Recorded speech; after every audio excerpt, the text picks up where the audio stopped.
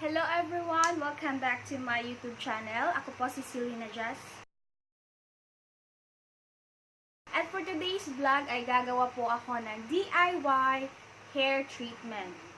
So, hindi po to is first time na gumawa ako ng DIY hair treatment. So, yung first na nagawa kong DIY hair treatment is yung viral na Consuka hair treatment. So, maganda naman ang resulta ng viral Consuka. Kaso nga lang, in the name pangalan na suka, yung suka kasi may chemicals na something baka mag-dry yung hair mo.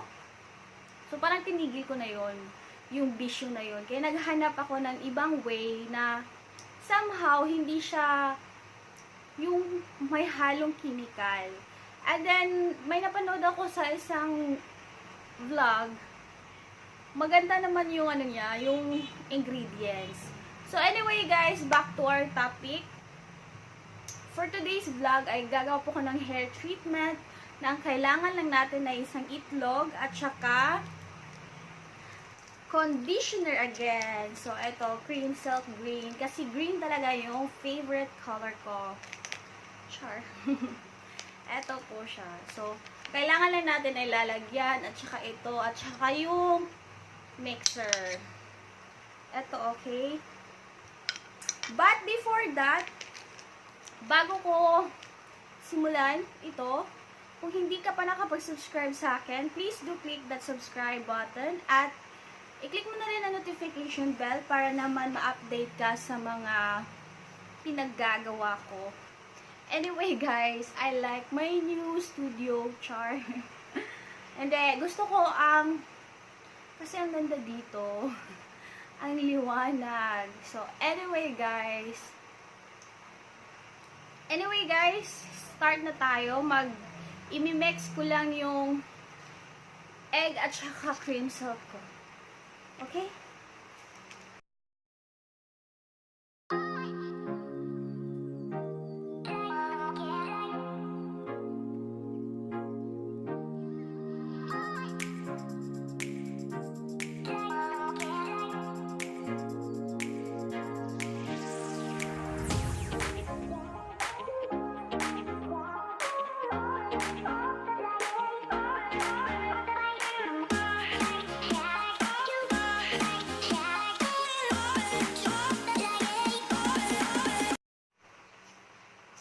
Yun guys, nakapag-mix na po tayo sa ating cream silk at saka yung egg. At ito na po siya. Ayan. So, wag na natin patagalin pa kasi hindi pa ako naliligo at ang init. Mainit dito sa kwarto ko ngayon. Hindi ako basta mainit siya. So, guys, let's start. So, ito po yung buhok ko. Ito po yung itsura ng hair ko before ko siya lagyan ng before natin lagyan ng ating egg conditioner. So, ayan. Yan yung hair ko na super dry, na wavy, na hindi ko alam kung bakit ganito siya, ang pangit. So, ever since pala, like,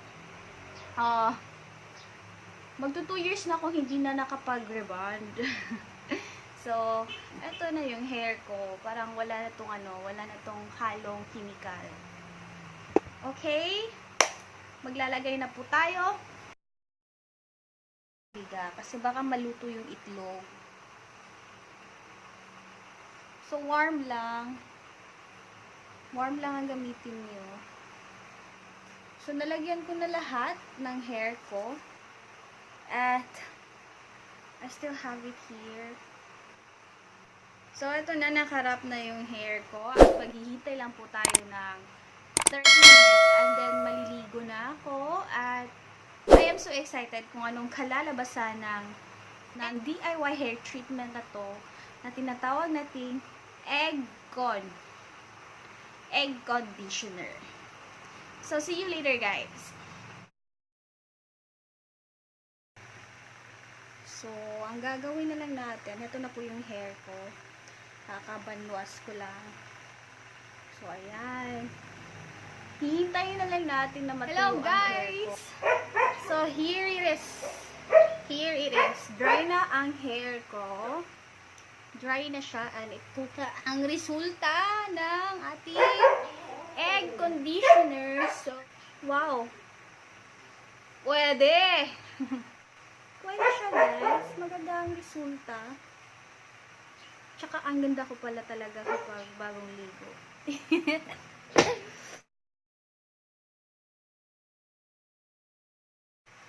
So guys, ito na po yung resulta ng ating DIY hair treatment na egg at saka conditioner. So, ayan. Makikita nyo naman yung kaibahan ng hair ko kanina at ngayon. So, yan yung hair ko kanina.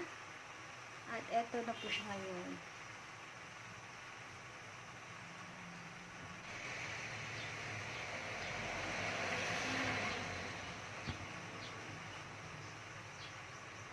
So, that's it for today's vlog, guys. So, eto na nakita nyo na ang resulta ng ating DIY hair treatment. So, I hope you guys nagkaroon po kayo ng idea kung paano iayos yung hair nyo na makikita nyo lang talaga sa inyong kusina. So, thank you for watching, guys. I hope you enjoyed and thank you for watching. At sana napanood nyo yung simula hanggang dulo. And huwag nyo kalimutan mag-subscribe, mag-comment, mag-like, at i-share nyo po ito ang video ko, guys. Thank you for watching. Bye! And see you on my next video.